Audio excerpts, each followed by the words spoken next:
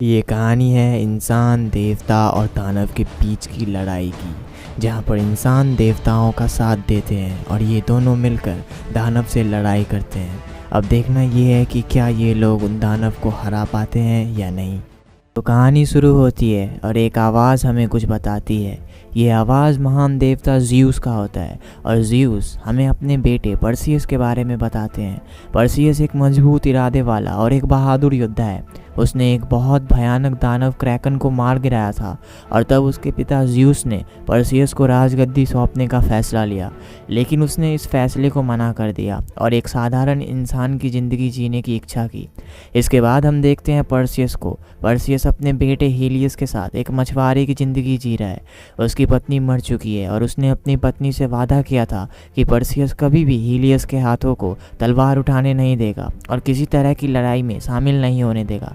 देखते हैं कि क्या परिस्थिति परसियस को अपने वादे पर खरा उतरने देती है या नहीं। जब परसियस और हीलियस मछली पकड़ के घर आ रहे थे, तब हीलियस अपने पिता से कहता है कि वो बहुत अच्छा काम करेगा और आगे चलकर एक देवता बनेगा। परसियस हीलियस को समझाता है कि ज़िंदगी में देवता और दानव के अलावा भी बहुत कुछ बनने को है। रात हो गई है और हीलियस सो चुका है, लेकिन परसियस अभी तक जाग ही रहा था। वो अपनी पत्नी से किए वादे के बारे में सोच रहा था। तभी उसे एहसास होता है कि उसके पिता ज़्यूस उसके आसपास हैं। परसियस घर के अंदर जाता है और सच में ज़्यूस वहाँ पर होते हैं। यहाँ ज़्यूस परसियस के पास एक मदद के लिए आए हैं। परसियस उनसे कहता है कि आप तो देवता हैं, आपको मुझसे क्या मदद चाहिए।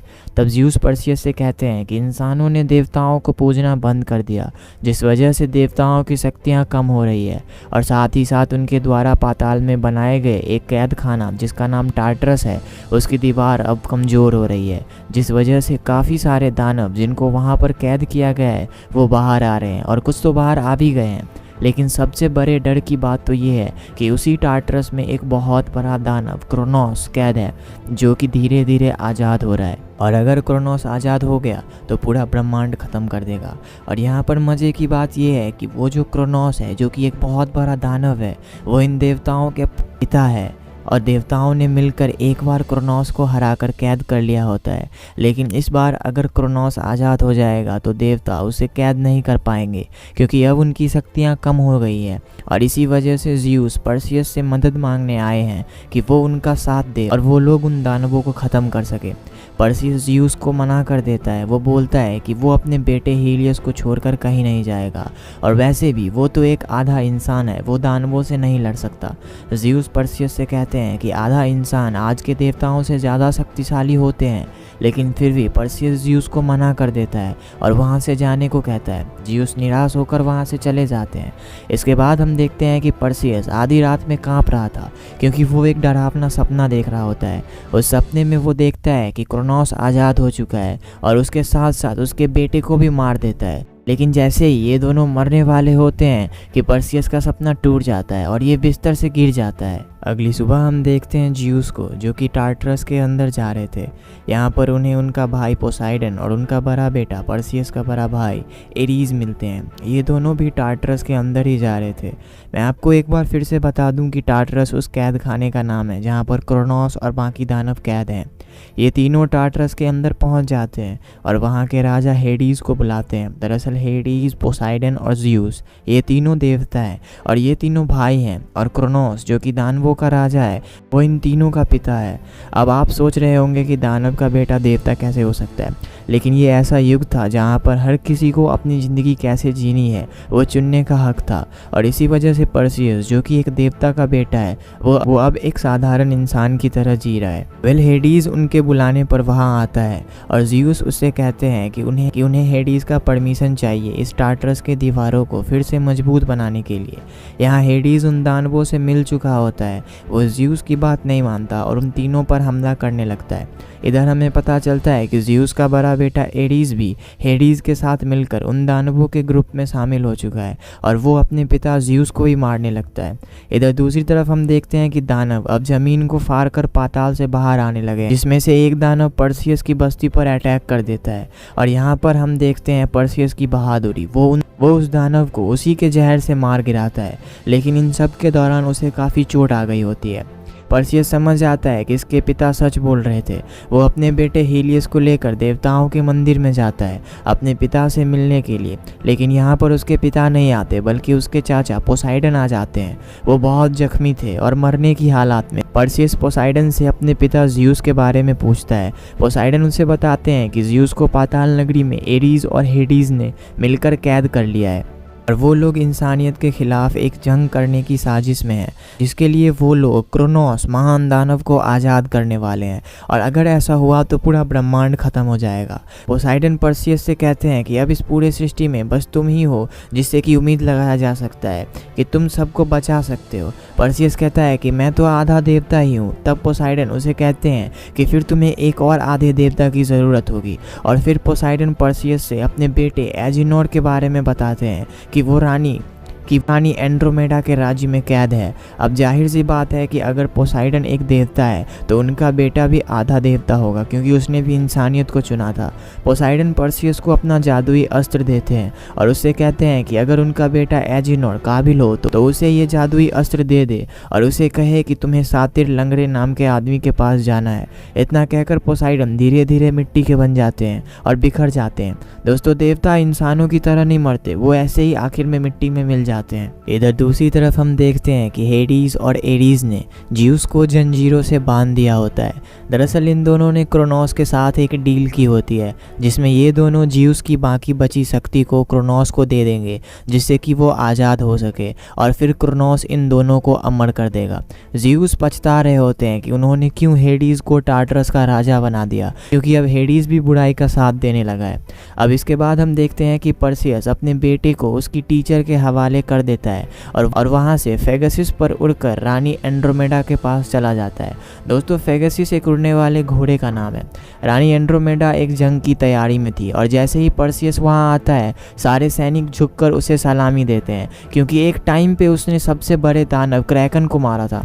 रानी एंड्रोमेडा और परसियस एक दूसरे को काफ़ी टाइम से जानते थे और कहीं ना कहीं एंड्रोमेडा परसियस से प्यार भी करती थी। यहाँ परसियस एजिनोर से मिलता है जिसे रानी एंड्रोमेडा ने कैद किया होता है। एजिनोर एक नाकारा चोर है। परसियस उसे बताता है कि तुम महान देवता पोसाइडन के बेटे हो, लेकिन वो हंसने लगता है। फिर परसियस एजिनोर से कहता है कि तुम्हारे पिता अब मारे जा चुके हैं और मुझे इस जंग में तुम्हारी मदद चाहिए। एजिनोर उसकी मदद करने के लिए तैयार हो जाता है, लेकिन उसकी रानी एंड्रोमेडा से 2 शर्तें होती है, जिसमें से पहली शर्त होती है कि वो इसे आज़ाद कर देगी और दूसरी शर्त होती है कि वो उसे उसकी वज़न जितना सोना देगी। एंड्रोमेडा तैयार हो जाती है। परसियस एजिनोर से पूछता है कि आखिर ये सातिर लंगड़ा है कौन। एजिनोर परसियस को उसका असली नाम बताता है। उसका असली नाम हेफेस्टस होता है। ये नाम सुनकर परसियस उसको पहचान लेता है। दरअसल ये वही आदमी है जिसने ज़्यूस, पोसाइडन और हेडीज का अस्त्र बनाया और अगर इन तीनों भाइयों के अस्त्रों को मिला दिया जाए तो बनता है ब्रह्मास्त्र। इसके बाद हम देखते हैं कि एजिनोर, परसियस, एंड्रोमेडा और उनके कुछ सैनिक एक बोट पर उसे ढूंढने के लिए निकल पड़ते हैं। एजिनोर परसियस से अपने पिता का जादुई अस्त्र लेता है और उसके सहारे वो लोग एक केल नाम के टापू पर पहुंचते हैं जहां पर हेफेस्टस रहता है। ये टापू आज तक किसी ने नहीं ढूंढ पाया। इसका पता सिर्फ एजिनोर को ही पता होता है। ये लोग टापू पर उतरते हैं और हेफेस्टस को ढूंढने के लिए जंगल में चले जाते हैं, लेकिन इस जंगल में बहुत जाल बिछाए गए थे। एजिनोर एक जाल में फंस भी जाता है और यहाँ उनका सामना होता है एक बड़े बड़े 2 दानवों से जिनकी केवल एक ही आंखें होती है। परसियस इन दानवों से लड़ता है और वो उन दानवों को मारने ही वाला था कि तभी वहाँ पर एक और दानव आता है जो कि बूढ़ा हो गया था और वो दानव परसियस को पहचान लेता है। दरअसल ये दानव उस टापू की रक्षा करते हैं और इसीलिए उन्होंने परसियस और बाकी सब पर अटैक किया। ये दानव परसियस और बाकी सबको हेफेस्टस के पास ले जाते हैं। यहाँ हमें पता चलता है कि हेफेस्टस ने तीनों देवताओं का अस्त्र तो बनाया ही है और साथ ही साथ टार्टरस, उस कैद खाने को भी हेफेस्टस ने ही बनाया है। और जब वो टार्टरस उस कैद खानों को बना रहा था तब उसने वापस आने के लिए एक रास्ता बनाया था जो कि एक भयंकर भूल भुलैया होता है। हेफेस्टस टार्टरस का मैप परसियस को दिखाता है और अब ये लोग उस दरवाजे की तरफ जाने वाले होते हैं जहाँ से उस भूल भुलैया के अंदर जा सके और फिर उस भूल भुलैया को पार करके टार्टरस के के अंदर जा सके। इधर टार्टरस में हम देखते हैं कि क्रोनोस जियूस की सारी शक्तियां चूस रहा है। परसियस और बाकी सब हेफेस्टस के साथ उस दरवाजे तक पहुंचते हैं। उस दरवाजे को खोलने के लिए एक पजल सॉल्व करना पड़ता है, लेकिन इतने में वहां पर एरीज आ जाता है। दरअसल एंड्रोमेडा की सेना में एक लड़की थी। उस टापू पर दानवों से बचने के लिए एरीज की प्रार्थना करने लगी थी और इसी वजह से एरीज इनको ढूंढ पाया। अब यहाँ पर एरीज आता है और सबको मारने लगता है और वो उस लड़की को भी मार देता है जिसने उसकी प्रार्थना की थी। परसियस अपने भाई एरीज के साथ लड़ता है, लेकिन वो उसे हरा नहीं पाता क्योंकि एरीज के पास जियूस का वज्रास्त्र होता है। इतने में हेफेस्टस उस दरवाजे को खोल देता है। अब एंड्रोमेडा और एजिनोड ये दोनों तो उस दरवाजे के अंदर चले जाते हैं, लेकिन परसियस उस दरवाजे के अंदर नहीं जा पा रहा था क्योंकि वो एरीज के साथ लड़ने में व्यस्त था। अब हेफेस्टस एरीज का ध्यान भटकाता है और परसियस भी उस दरवाजे के अंदर चला जाता है और जब तक एरीज उन्हें रोकता वो दरवाजा बंद हो जाता है। अब इन तीनों को वो भूल भुलैया पार करना था। इधर दूसरी तरफ हम देखते हैं कि जियूस अपने भाई हेडीज को बहुत समझाने की कोशिश करता है कि उसके अंदर अब भी अच्छाई बची हुई है, वो उसे आज़ाद कर दे। जियूस हेडीज से ये भी कहता है कि मैंने तुम्हें इसके लिए माफ़ कर दिया है। हेडीज रोने लगता है, अब उसका मन बदल चुका था, लेकिन इतने में वहाँ पर एरीज आ जाता है जो कि हेडीज को जियूस को आज़ाद नहीं करने देता। अब एरीज और हेडीज के बीच में लड़ाई होती है। लड़ते लड़ते ये दोनों ज्वालामुखी के अंदर चले जाते हैं। एरीज तो बच जाता है, लेकिन हेडीज उस ज्वालामुखी के अंदर चला जाता है और गायब हो जाता है। इतने में परसियस और बाकी सब भी आ जाते हैं और ये सब जियूस को आज़ाद कर देते हैं, लेकिन अब तक बहुत लेट हो चुका था क्योंकि क्रोनोस आज़ाद हो चुका था। इतने में एरीज परसियस से लड़ने लगता है, लेकिन तभी वहाँ पर हेडीज आते हैं और वो भी एरीज से लड़ने लगते हैं और इधर परसियस, एंड्रोमेडा और एजिनोड जियूस को लेकर भाग रहे होते हैं, लेकिन एरीज हेडीज का अस्त्र फेंकता है और वो सीधा जियूस के पीठ में जाके घुस जाता है। यहाँ पर जियूस हेडीज और पोसाइडन दोनों के अस्त्र को जोड़ता है और वो लोग टार्टरस से बाहर आ जाते हैं। यहाँ टार्टरस से बाहर एंड्रोमेडा की सेना खड़ी थी। वो लोग जियूस को वहाँ पर लेटा देते हैं और फिर उनका इलाज करने लगते हैं। इतने में पाताल से दानवर बाहर आने लगते हैं और एंड्रोमेडा की सेना उनसे लड़ने लगती है। यहाँ क्रोनोस को मारने के लिए ब्रह्मास्त्र की जरूरत थी जो कि तीनों देवताओं के अस्त्र को मिलाकर बनती। परसियस के पास हेडीज और पोसाइडन का अस्त्र तो होता है, लेकिन जियूस का वज्रास्त्र नहीं होता, इसीलिए वो देवताओं के मंदिर में जाता है और एरीज को लड़ने के लिए लुलकारता है। एरीज यहाँ पर परसियस के बेटे हेलियस को लेकर आता है क्योंकि वो चाहता है कि हेलियस अपने पिता की मौत देखे। यहाँ परसियस और एरीज के बीच में बहुत लड़ाई होती है, लेकिन परसियस ये लड़ाई जीत जाता है और एरीज से वो वज्रास्त्र ले लेता है और अब तीनों अस्त्र को जोड़कर ब्रह्मास्त्र बना लेता है। इधर दूसरी तरफ हम देखते हैं कि एंड्रोमेडा की सेना उन दानवों से नहीं लड़ पाती। तभी हेडीज जियूस के पास आता है और वो अपनी शक्तियों से जियूस को एक जीवन दान दे देता है और अब ये दोनों भाई मिलकर अपनी शक्तियों से उन दानवों को मारना शुरू करते हैं। तभी वहाँ पर परसियस भी उस उड़ने वाले घोड़े फेगसिस से वहाँ पर आता है और वो ब्रह्मास्त्र का उपयोग करके क्रोनोस को मार देता है। ये लड़ाई खत्म हो जाती है। इंसान, देवता और दानव के बीच की लड़ाई में इंसान और देवता जीत जाते हैं और इस ब्रह्मांड को खत्म होने से बचा लेते हैं। इस लड़ाई के दौरान जियूस बहुत जख्मी हो गए थे, वो मरने की हालत में थे और मरने से पहले वो परसियस से मिलते हैं और उसे धन्यवाद देते हैं और धीरे धीरे मिट्टी के बनकर बिखर जाते हैं। अब ये जंग खत्म हो चुकी थी। परसियस और एंड्रोमेडा भी अब एक हो चुके थे। इसके बाद हम देखते हैं कि परसियस अपने बेटे हीलियस के हाथों में तलवार देता है ताकि आगे चलकर अगर ऐसी कोई परिस्थिति आए तो वो उस परिस्थिति का डटकर सामना कर सके और इसी के साथ वो अपनी पत्नी से किया हुआ वादा तोड़ देता है और ये मूवी यहीं पर ख़त्म हो जाती है।